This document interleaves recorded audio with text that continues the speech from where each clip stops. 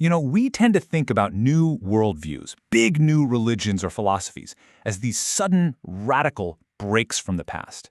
But what if that's not the whole story? Today, we're going to dive in to how some of the most influential ideas, from early Islamic civilization all the way to the core of Asian philosophy, weren't born from nothing, but from this deep, fascinating synthesis of everything that came before.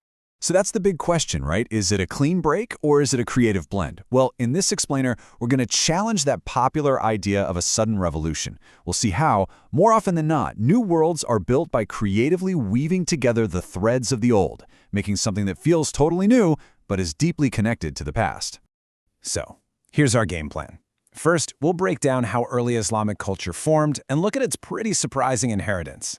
Then, we're going to journey east and explore some parallel ideas about reality and the self in Hindu and Buddhist thought. And finally, we'll connect these worlds that seem so far apart. All right, let's kick things off with early Islam. The common story often paints its rise as this complete departure from the ancient world, but the real story, the one modern scholarship tells, is so much more interesting and interconnected. And here's the crucial point. Early Islamic civilization didn't just pop up out of nowhere. It blossomed in a world that was already incredibly rich with Roman, Byzantine, and Persian culture. And you should think of it less like a passive inheritance and more like this brilliant act of translation. They took the existing languages of law, spirituality, and government and powerfully reframed them in a new monotheistic vision. So, what exactly were these cultural building blocks? Let's peel back the layers and look at the actual evidence for this synthesis, from the high-flying mystical traditions down to the practical nuts and bolts of running an empire. On a really practical level, the new caliphate had to govern huge territories that already had their own customs and systems. So instead of trying to reinvent the wheel, they did the smart thing. They adopted and adapted the frameworks that were already working. This move was absolutely key to creating stability and letting the new civilization thrive. Okay, now this is where it all becomes crystal clear. Just look at these parallels in law. The Islamic idea of a fatwa, a learned legal opinion, well, that mirrored the function of the Roman responsa prudentium, the official opinions from respected jurists. And ijma, the super important idea of community consensus, echoed the Roman method of legal affirmation. This was no accident. It was a deep, structural inheritance of legal thinking. And if Rome provided a lot of the legal DNA, the Sasanian Persian Empire offered the blueprint for how to govern. The caliphate basically inherited Persia's incredibly sophisticated administrative class, these scribes known as the Dabirin. And with them came the whole machinery of state, advanced tax systems, a complex bureaucracy, and the powerful office of the vizier, which became totally central to Islamic rule for centuries. But this synthesis wasn't just about law and taxes. No, it went way deeper, into the mystical and philosophical. Ancient traditions like Hermeticism, which came out of Hellenistic Egypt, got woven right into the fabric of Islamic thought. How'd they do it? Through this brilliant move of syncretism. Early Islamic scholars identified the legendary founder of Hermeticism, Hermes Trismegistus, with the Quranic prophet Idris. And just like that, a bridge was built, allowing a whole treasure trove of alchemy, astrology, and esoteric wisdom to flow right in. This process of weaving new worlds from old threads, it seems to be a universal human story. So to see it in a completely different context, we're going to pivot. We're leaving the Middle East and heading to South Asia to check out Hindu philosophy. And it's equally profound, but totally different model for understanding what reality is all about.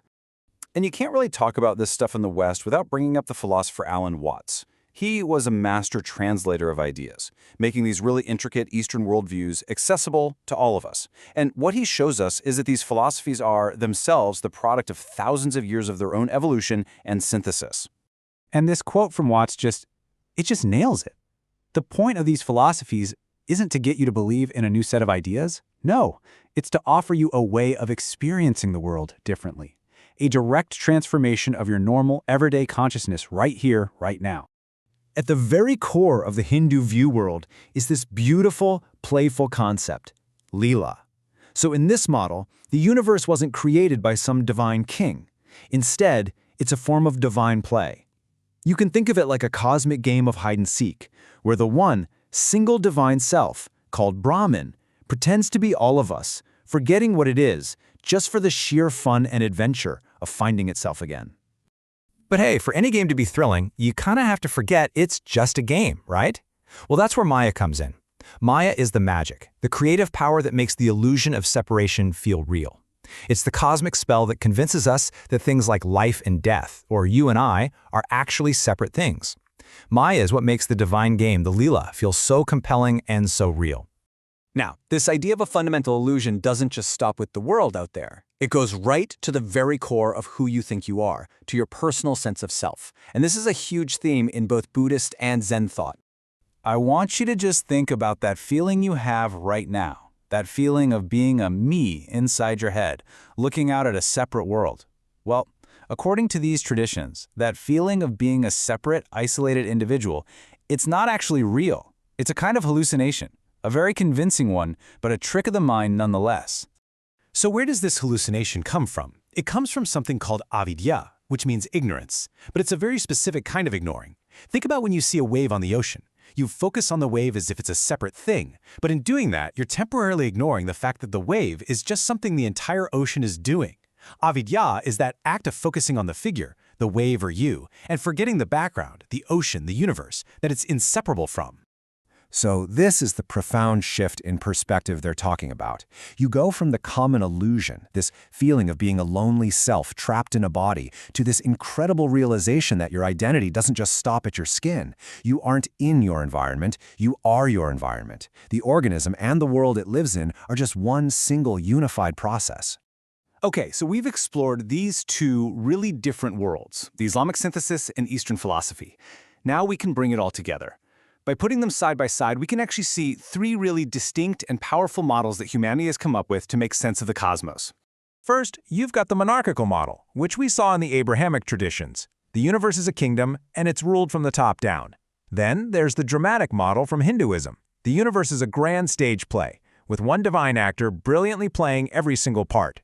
And finally, you have the organic model, from traditions like Taoism, which sees the universe as a self-regulating organism, something that just grows and unfolds all by itself, with no external boss calling the shots. And the thing to really get here is that none of these models just appeared out of thin air. Every single one is the result of a long, messy, complex process of synthesis. They're a blend of cultural stories, religious insights, and deep philosophy, all coming together to create a coherent way of seeing and being in the world. And that leaves us with one last really deep question to chew on.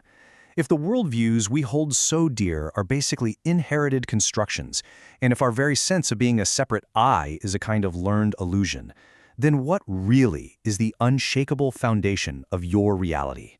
Now that is a question worth pondering.